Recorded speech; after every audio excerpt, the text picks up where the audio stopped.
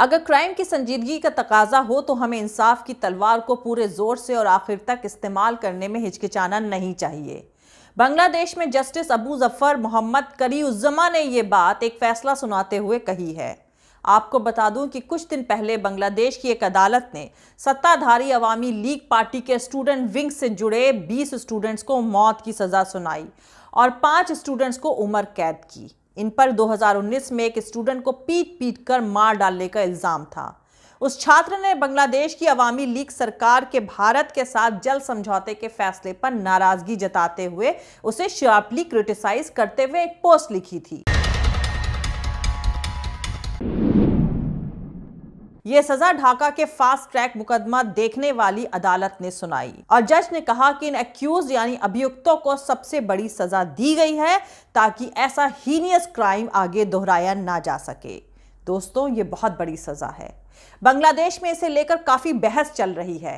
आपको बता दूं कि ये सभी स्टूडेंट्स बांग्लादेश की prestigious university of engineering and technology के काफी इन्फ्लुएंशियल और यंग लड़के थे। यूनिवर्सिटी से जुड़े प्रोफेसर और लेक्चरर का कहना है कि हमें सोचना चाहिए कि वो कौन सी चीज है जिसने इन्हें ऐसे खूंखार कातिल में बदल दिया। लेकिन इन स्टूडेंट्स को दी गई सजा पर कोई चर्चा भारत में होती हुई नजर नहीं आई।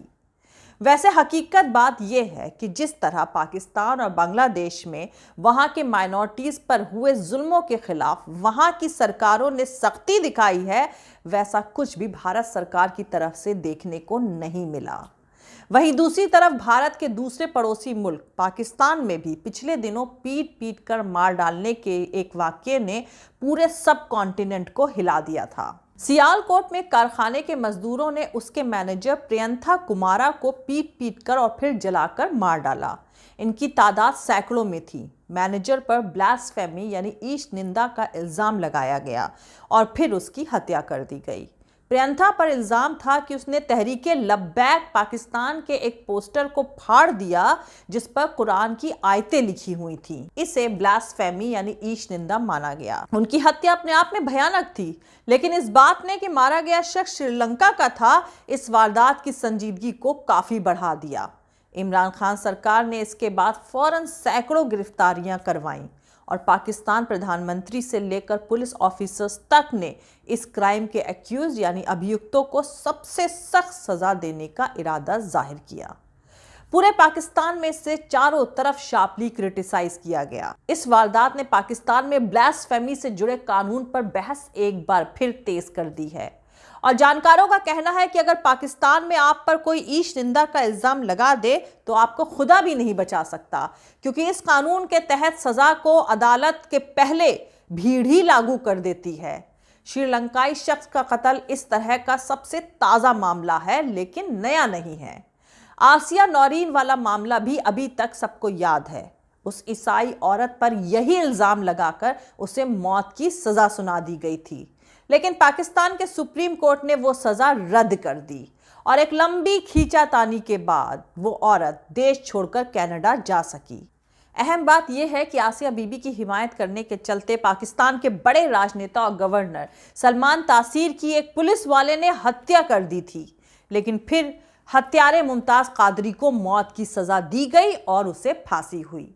अदालत से बरी होने के बाद भी आसिया पाकिस्तान में महफूज नहीं रह सकती थी, इसलिए उन्हें पाकिस्तान छोड़कर कनाडा जाना पड़ा। वहीं दूसरी तरफ आसिया बीबी की हिमायत करने के चलते पाकिस्तान के बड़े राजनेता और गवर्नर सलमान तासीर के कातिल कादरी को शहीद घोषित कर दिया गया और इस्लामाबाद में उसकी कब्र की जगह को एक होली पिलग्रिमेज यानी तीर्थ स्थल में तब्दील कर दिया गया। लोग उसे एक पाक जगह मानते हैं और वहां की मिट्टी अपने साथ ले जाते हैं। समझने वाली बात यह है कि मुमताज कादरी, जो कि एक कातिल है, किस तरह पाकिस्तान की एक बड़ी आबादी के लिए पीर, औलिया या शहीद बन गया है। ये एक गहराती हुई बीमारी के सिम्टम्स हैं जो साफ दिख रहे हैं, जिसका इलाज बेहद ज़रूरी है। हालांकि मौजूदा पाकिस्तान सरकार ने इस मामले में सख्ती दिखाई है, लेकिन जानकारों का मानना है कि तहरीके लब्बैक पाकिस्तान के साथ इमरान खान की नरमी खतरनाक साबित हो सकती है। वहीं दूसरी तरफ अगर श्रीलंका की मौजूदा सियासत पर नजर डालें तो कुछ और ही तस्वीर नजर आती है, जहां एक तरफ पाकिस्तान में अपने नागरिक की कम्युनल वायलेंस में हुई हत्या का इंसाफ श्रीलंका के लोग मांग रहे हैं, जो कि एक जायज मांग है, लेकिन दूसरी तरफ श्रीलंका में खुद ऐसी सरकार सत्ता में बैठी हुई है जो सिंगली मेजॉरिटेरियनिज्म की आइडियोलॉजी को मानती है।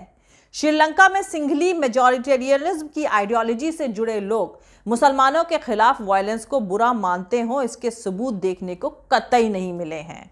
श्रीलंका में तमिल हिंदुओं और मुसलमानों को सिंगली नेशनलिज्म सबसे नीचे या सबऑर्डिनेट की तरह ही रखना चाहते हैं। वहीं अगर बांग्लादेश की तरफ नजर दौड़ाई जाए तो अभी 2 महीने पहले ही हिंदुओं पर ईश निंदा या कुरान की बेअदबी करने का इल्जाम लगाकर हमले किए गए थे और दुर्गा पूजा के पंडालों को गिरा दिया गया था, लेकिन बांग्लादेश की पुलिस ने बिना हिचकिचाए हिंदुओं पर हमला करने वालों की धरपकड़ करी और उन पर मुकदमे दायर किए गए। सैकड़ों लोग गिरफ्तार किए गए। इस ग्रुप की तरफ से किए गए वायलेंस को रूलिंग पार्टी और अपोजिशन पार्टी दोनों ने मिलकर काफी शार्पली क्रिटिसाइज करते हुए सख्त कार्रवाई करने की बात कही और सियासी दलों के साथ साथ सोशल ऑर्गेनाइजेशंस ने भी हिंदुओं के साथ एकजुटता जाहिर करते हुए प्रोटेस्ट करे। यानी माइनॉरिटी हिंदुओं को बांग्लादेश के मेजॉरिटी कम्युनिटी यानी मुसलमानों की तरफ से भरोसा दिलाया गया। और दोस्तों, अब पाकिस्तान, बांग्लादेश, श्रीलंका के साथ भारत में चल रहे सियासी तमाशे का जिक्र कैसे किया जाए। भारत में मुसलमानों और ईसाइयों पर हमले की खबरें अब खबर नहीं रह गई हैं। प्रिंट मीडिया से लेकर गोदी मीडिया तक इसे पिछले 60 सालों से लगातार नजरअंदाज कर रहे हैं। मौजूदा भारत में मुसलमान और ईसाइयों पर हमले की इतनी वारदातें हुई हैं कि इस पर पूरी एक किताब लिखी जा सकती है। पाकिस्तान और बांग्लादेश में तो पुलिस और सरकार की तरफ से अपने माइनॉरिटीज के ऊपर करे गए वायलेंस के खिलाफ उठाए गए सख्त कदम दिखलाई पड़ते हैं, जो काफी असरदार है। लेकिन दूसरी तरफ भारत में पुलिस और सरकार हमलावरों के साथ सिर्फ खड़ी नहीं हुई है, बल्कि यहाँ के मिनिस्टर्स और चीफ मिनिस्टर्स तक ऐसे बयान देते रहते हैं जिनसे मुसलमानों और ईसाइयों के खिलाफ हिंदुओं में नफरत और वायलेंस का एक्सपेंशन होता है।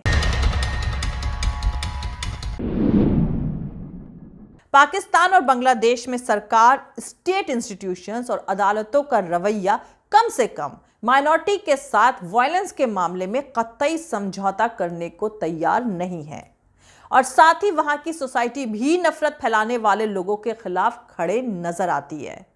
लेकिन भारत में ऐसा होना एक्सेप्शन यानी अपवाद है।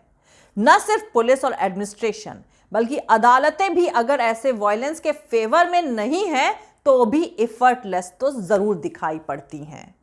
भीड़ के हाथों हत्या के मामले में या दूसरे वायलेंस की वारदातों में भारत की अदालत ने पाकिस्तान और बांग्लादेश की अदालतों की तरह मजबूती नहीं दिखाई है, बल्कि कई बार वो हत्या या वायलेंस के इल्जामों से घिरे लोगों के लिए कोई बहाना खोजती नजर आती है।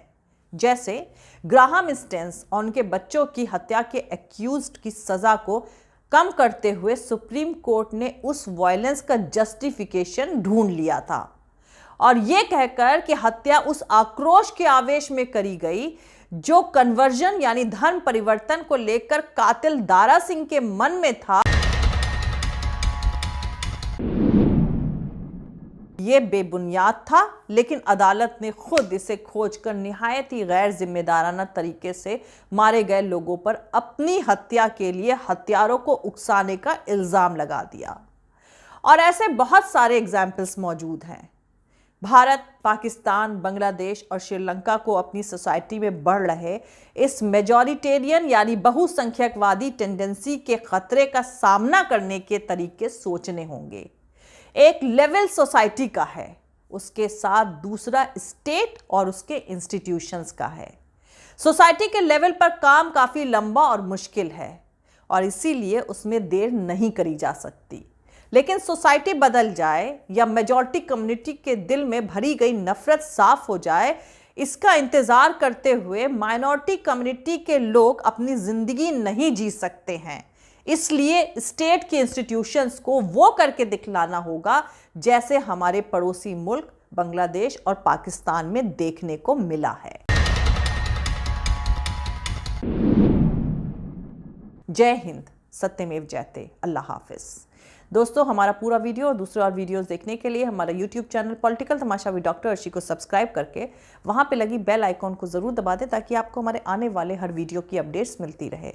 और दोस्तों, अगर आपको हमारा काम पसंद आता है, हमारे वीडियोस पसंद आते हैं, तो www.patreon.com/dr अर्शी खान पर जाकर डोनेट करके आप हमारे काम को सपोर्ट कर सकते हैं। आप हमें फॉलो भी कर सकते हैं हमारे ट्विटर, इंस्टाग्राम और फेसबुक पेज पर। मेरा ट्विटर हैंडल है @अर्शी अजीज़ खान। थैंक यू, मिलते हैं अगले वीडियो में।